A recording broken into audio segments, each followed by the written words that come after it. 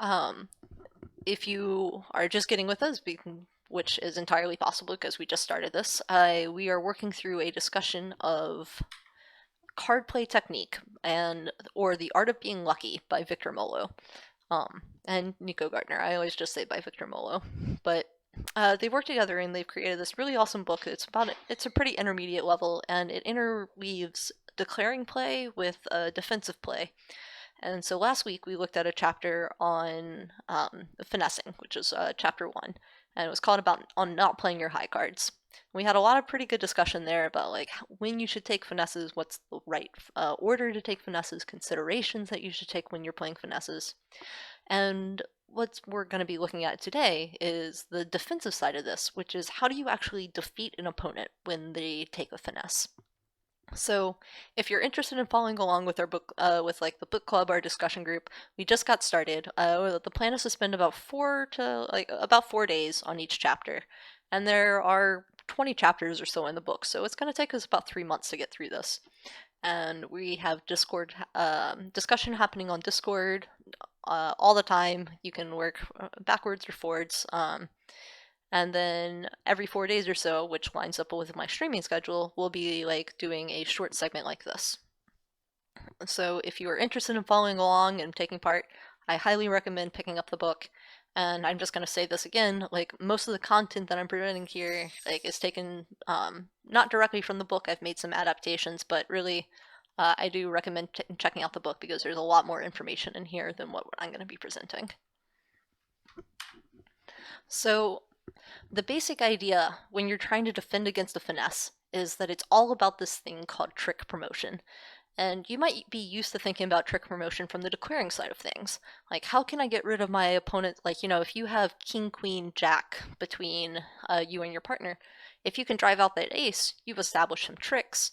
You've managed to promote your cards up to be to winners. So what I hadn't really thought about is how you can apply that same technique to the defensive side of things. And this chapter does a really good job of taking that idea of like, what do you do when your opponent is trying to send finesses against you and take extra tricks that they're not supposed to be able to take. And there's like an old adage that goes along with this, which is saying like, cover honors with honors, right? Like if your opponent plays the queen and you have the king and you think the declarer has the ace, it's probably a good idea for you to play your king. Then like you're getting 2 honors for the cost of 1, that's a good rate of return for you. But it's not always correct to play that king. And what this chapter does is go into some details into different examples about when it's not right to cover honors with honors. And one of the very first things that gets pointed out is that you don't want to cover honors with honors if there's nothing for you to promote. So, and where this gets really tricky on a defensive side is you can't think about just what you have in your hand. You have to think about what cards you might be able to promote in partner's hand. So it's kind of this two-way street. This is where the defense gets really tricky, right? We can't see everything like the declarer can. They have a good sense of what's happening between their partner, between their hand and versus the dummy, because they can see it all. But when you're doing this on the defensive side, you have to take into consideration what your partner might have when you're trying to plan your tricks and figure out whether or not there's something to promote. So it sounds easy to just be like, yeah, like don't cover your honors if there's nothing to promote, if there's no way for you to get a benefit out of it. But it's not necessarily easy to evaluate whether or not that's the case. So another thing that when you wouldn't want to cover honors with honors is if you're going to be able to take a trick naturally with your honor because it's been protected by length. Like if you have like king fourth and dummy has like ace fourth and just like a bunch of spot cards, right? I guess that's what ace fourth means, but then it's not going to be the right idea for you to go ahead and cover cover declarer's queen when they lead it, because you're going to be able to pick up a trick with that king naturally. You can outlast what they're planning on doing. So it's a good idea for you not to cover if you are protected when you by a long suit. And then this is something that I was applying like on numerous hands in this in the day long I just did, which is like we want to avoid opening leads that are going to break your tennis positions or be leading into tennis positions. So the idea here is like if you, like that King Jack hearts, the suit that I just had. If the Queen of Hearts is underneath me, I want to give partner a chance to get on lead and lead through that Queen of Hearts. I also don't want to break this apart if I lead, like if I have like King fourth or something like that. If I just play out my king, I could be leading right into dummies ace queen. And at that point, I've given Declarer a trick for free, for absolutely nothing. So when you're picking out your opening lead, we want to avoid things that are going to end up giving tricks to the declarers at no cost. So with those kind of like basic ideas in line, let's go into talking about a couple of examples. So this is a very, very simple example. I came across this in the past week, actually like in the past couple of days when I was playing some other hands. So it's been a pretty competitive auction. Your opponents are on a 4-heart contract. So you're expecting them to have like a pretty good number of hearts between them. And on trick 2, the declarer goes ahead and leads the Jack of Trump. You're sitting there with ace 7-5-3. Do you play the ace?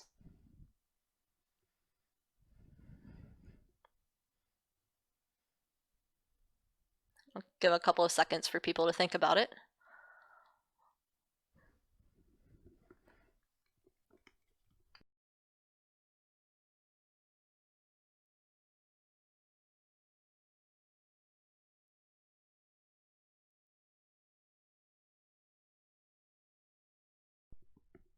I hope your immediate instinct is no.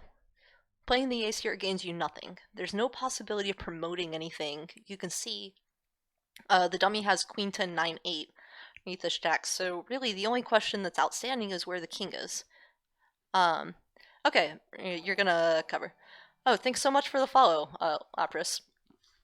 So let's think about like what we gain if we cover.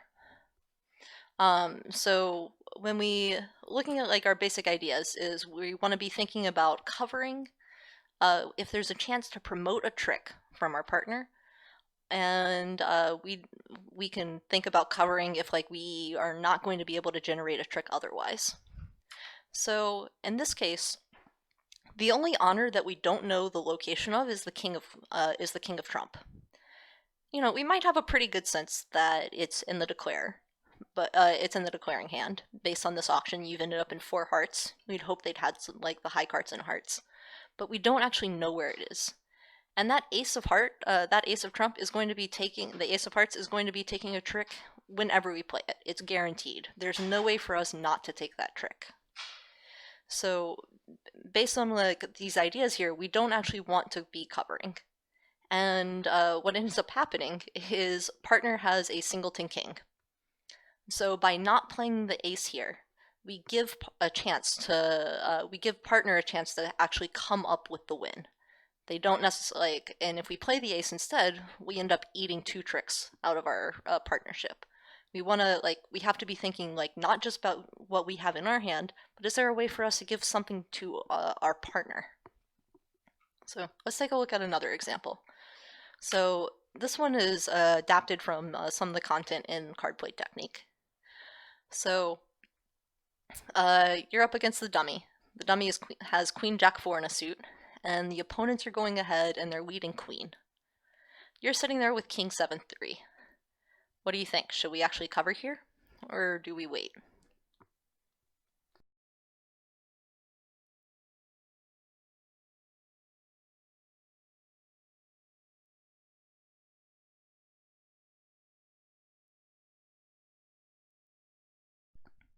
GLGR has the right idea. Why do we want to wait once?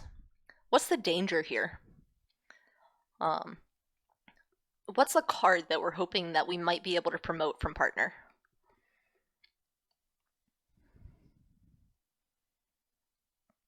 Oh, BZ's bringing up a good point here. If you do cover here, partner might get the wrong idea about what you actually might be holding. Yeah, perfect. So the idea for this one is that, and I think like we're kind of nailing this here, is we don't know where the 10 is. We're pretty sure the ace is above us, but we want to give every chance that we can to try and figure out a way to promote the 10. So say the holding looks like this. If we cover first, then we have the queen, king, ace comes down, and now opponents can have the 9-8 and they can finesse partners 10, and we end up taking 3 tricks here. But if we duck once, then when they lead back the second time, they no longer have this tennis position against us, against the 10 in partner's hand. So if opponents have like an honor sequence, it's a good idea to duck the first one. And you have to apply some logic here.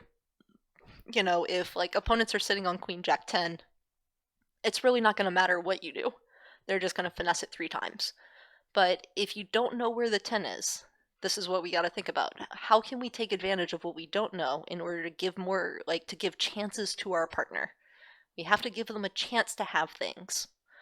Um, and we have to give a chance to protect partner as much as we can. Okay. So let's move on past a couple of these examples to more of like the problems that came from the end of the chapter. So this is adapted from problem 1.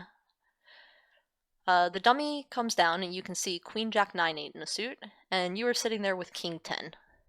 Is it right to cover when opponents leave the queen? Gonna give everybody a little bit of time to think about this one.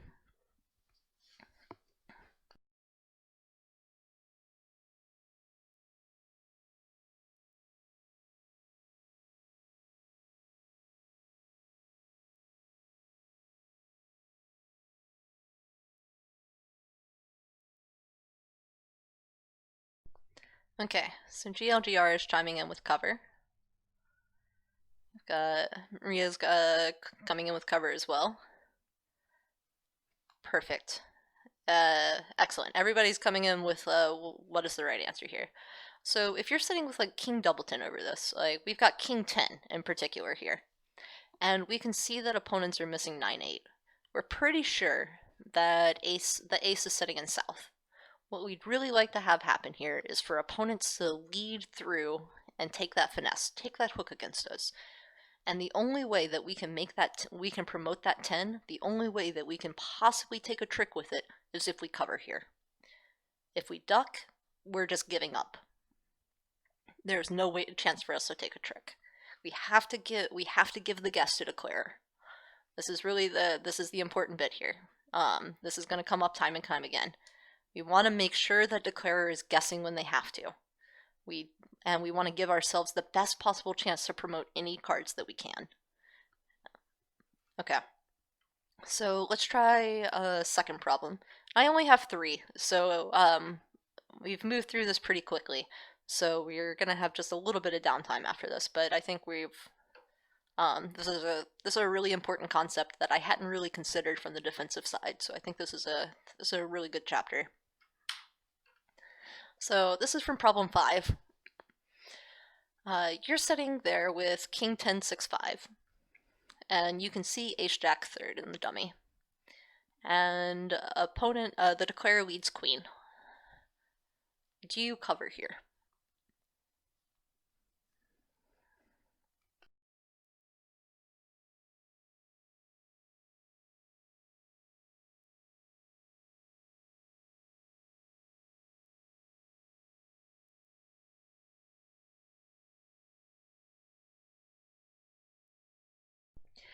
Yeah, I agree. Okay, so we're seeing 1 vote for covering. We've got 1 vote for more info. And yeah, I agree it would be helpful to see a little bit more information about the auction, maybe knowing like how we got to this position. But given what we have, is it right to cover or not cover?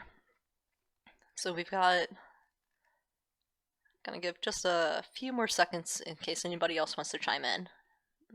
Then we'll start talking about this.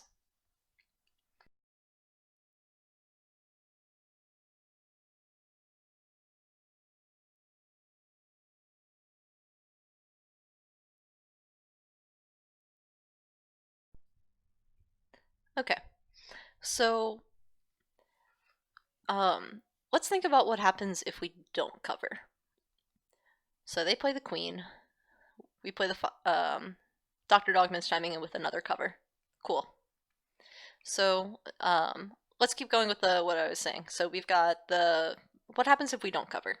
They play the queen. We play the 5. They play the 3. Exactly, Dr. Dogman, you've nailed it. So they play the queen, and the next time they're gonna play like the 2. They're gonna do it again.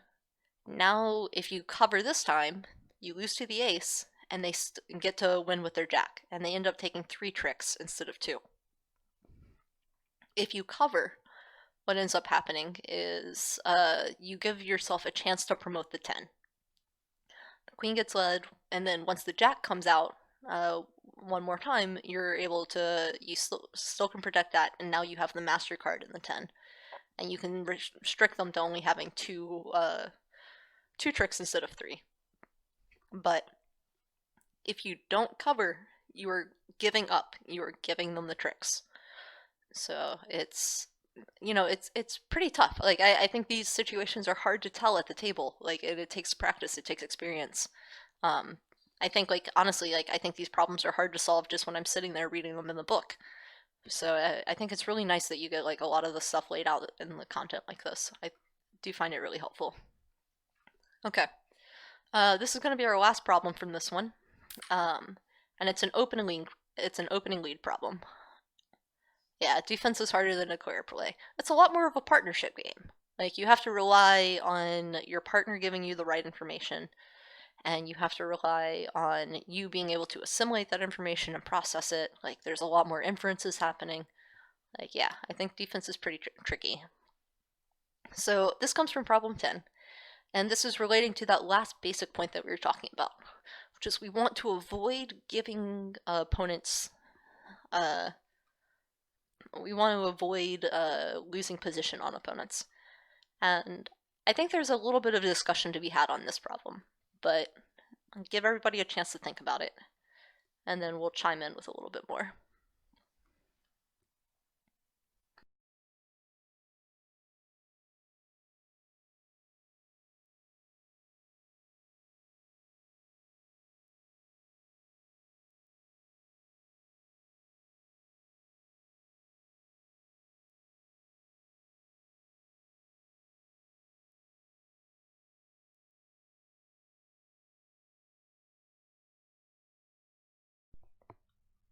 Okay, we've got a vote for only heart is safe. I like it. Does anybody have anything else they want to add to that?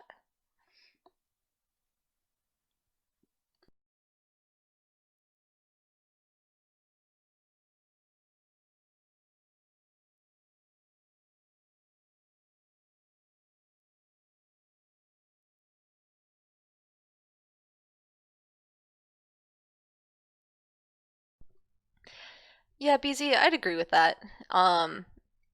It's a little bit tough to tell what exactly is meant by the bidding in this book. Because it is an older book, it's been updated a little bit, but not entirely. It does, like, we've had a little bit of discussion about this. But yeah, I would hesitate to make too many inferences off the bidding, but yeah, I would say it's preemptive. Dr. Wongman's chiming in with heart is probably best. Don't think a heart is horrible, but certainly risky. There. If you wanted to lead a diamond, which diamond would you lead here? I'm just wondering to start the discussion. Would you lead low or lead the king?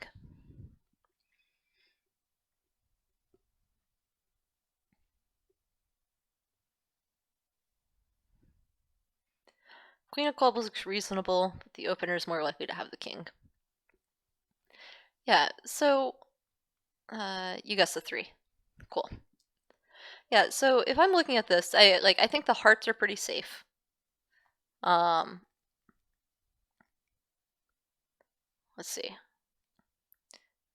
Okay, so we got some more discussion happening. So we've got if you lead away from the king, that might fall into a tennis. Yeah, so we're gonna talk about that club position in a second. And then hearts would make the most sense. Declare will go for a finesse if needed and on the suit anyways. Yeah. So I think everybody's kind of leaning towards the same thing here. We want to lead something really safe, and we go with hearts. I think hearts make sense. So the thing that I find that I'm worried about with leading the clubs, and like at first glance, Jack of Clubs or Queen of Clubs looks like a pretty solid lead. I guess Queen of Clubs is the right one. You lead from the top of an interior sequence. Um, so if you were going to lead clubs, Queen of Clubs would be the right thing to lead. But if Dummy or Declare have the King of Clubs, if Declare has the King of Clubs, all you've done is establish the King of Clubs for them, and they do not have that by default. And so you want to avoid leading your cards into a place that's going to immediately give advantage to the opponent. We don't need to establish the tricks for them. And that Ace Queen Jack is the only thing that you can really do here. Like if a partner has the king, great. But and if Dummy has the king, then yeah, there's nothing you can really do about it. But if West has it, then you're really just giving a trick away. It's not very likely that your partner has a trick to lead clubs. Yeah, that's fair. But at that point, but is it really like? But I guess like in the, I guess like my perspective on that is like there's a safer place to go, and we want to preserve the chances that we can preserve. Because if we're looking at this like the ability to lead through clubs, like yeah, we might only like maybe we're only entitled to 2 tricks from clubs, but like I want to make sure that we preserve that opportunity to take those 2 tricks as long as possible. And what I don't want to do is just immediately give opponents a trick that they're not supposed to have. Yeah, underleading aces in a suit contract is also like probably not a great idea. Um, and yeah, yeah, essentially like if we disrupt this position, like we're not helping our team at all, and we are quite possibly just giving up a trick for no reason. The same thing goes with the King of Diamonds. If the dummy comes down with Ace Queen, then all we did was just immediately make their queen good. And instead, we should be able to take a trick with that king. Yeah, it's unsupported, but depending on the way the cards fall, we might be able to take a trick with it. We don't want to disrupt our possibility. We want to, like, the recurring theme here is we want to preserve our chances as much as possible. Similarly with the spades, we're almost certainly not taking a trick with the queen, with queen 3. But um, I don't think necessarily. I don't think like our trump lead is good here. We see like this 1 spade 4 spade auction. It's probably pretty preemptive. Uh, I think hearts are very safe. So I think like depending on like whatever your favorite method is, either 7 hearts or 2 hearts is probably a good bids. Good leads, I mean. Okay. If you've enjoyed this discussion, we are going to be doing it pretty much every time I stream. It's likely that your partner has a single spade and they have no spade losers. Yeah, that's also true.